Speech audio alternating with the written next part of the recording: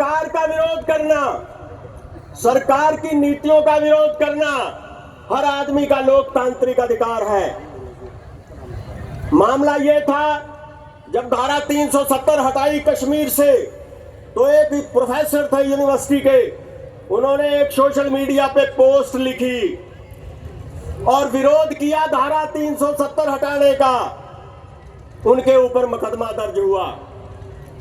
यह कोई खास बात नहीं है, ऐसे मुकदमे हजारों की तादाद में हुए हैं।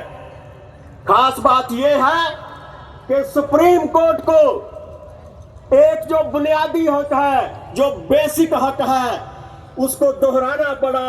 हमारे देश के अंदर 75 और 80 साल की आजादी के बाद भी यह सबसे खतरनाक मामला है।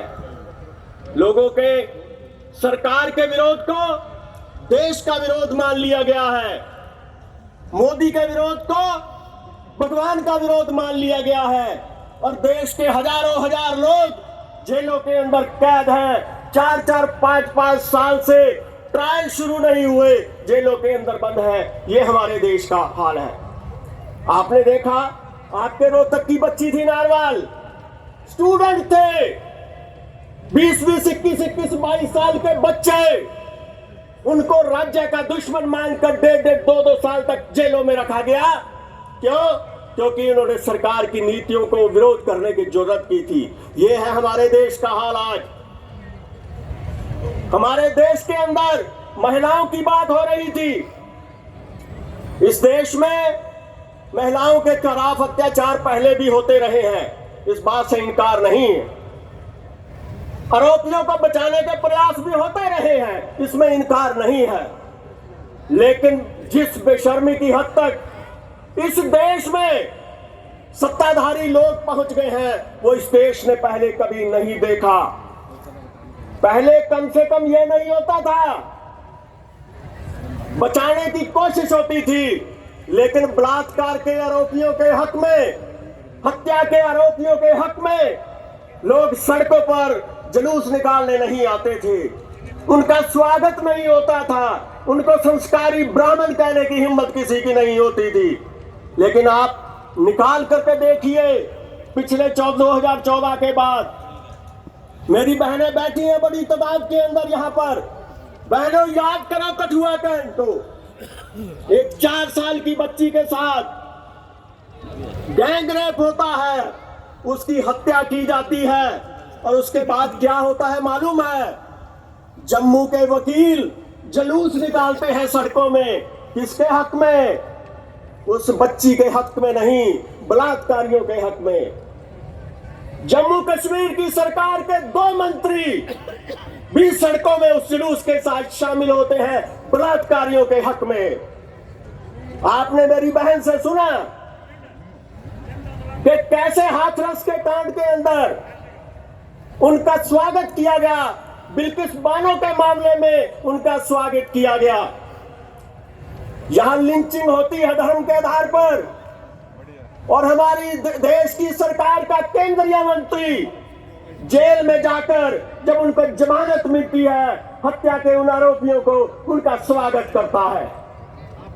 इन निवानों तक हमारा देश, इन ऊंचाइयों तक हमारा देश और समाज कभी नहीं पहुंचा था, जो इन्होंने ये कारपोरेट, ये हमारे जो मोनोपोली कारपोरेट और जो हमारा फासिस्ट गठबंधन है सांप्रदायिक तत्वों का, उन्होंने इस देश को पहुंचा दिया है। मैं इस बात के साथ आपसे अपनी बात खत्म करने की इजाजत मांगूंगा कि देखिए, बदलाव की हवा चल चुकी है। कॉमेडिया चुरी जाकर आए हैं पटना में, आपने भी देखी होगी पटना की रैली। इस देश में बदलाव की लहर चल पड़ी है। प्रचार माध्यम क्या कहते हैं, टीवी क्या कहता है, उसकी तरफ ध्यान मत दीजिए, क्योंकि वो कॉर्पोरेट का टीवी है, वो गठबंधन है, वो प्रचार करता है, पैसे देता है, उस पैसे के बल पर सरकारें तोड़ी जाती है चुनी हुई। इनकी तरफ मत देखिए, आप देखिए जनता के बीच, जनता में एक आग सुलग रही है, और उसका साफ साफ उदाहरण बिहार के अंदर हमें देखने को मिला है। देश के दूसरे हिस्सों में भी ये बदलाव की हवा बह रही है। हम कम्युनिस्ट हैं, वक्त ने हमारे ऊपर एक बहुत बड़ी जिम्मेदारी इस वक्त में छोड़ी है। हमें उस जिम्मेदारी को निभाना है। एक बार कम्युनिस्टों के ऊपर यूरोप के अंदर जिम्मेदारी आई थी, जब फासिज्म के खिलाफ वो मैदान में उतरे थे, मरे थे, लेकिन उस लड़ाई को जीता था। ये जिम्मेदारी हमारे पड़ोसी देश पाकिस्तान में भी कम्युनिस्टों के खिलाफ, कम्युनिस्टों के सिर पर आई थी। उस जिम्मेदारी को हमारे कम्युनिस्टों ने, चाहे वो जान साकी हो, चाहे वो फैज अहमद फैज हो, चाहे वो हबीब जालिब हो, उन्होंने उसको स्वीकार किया, अपने कंधों पर लिया, लड़ा उस लड़ाई को। मेरा कहने का मतलब है उतनी ही भारी जिम्मेदारी हमारे कंधों पर आज है, क्योंकि खतरा उतना बड़ा है।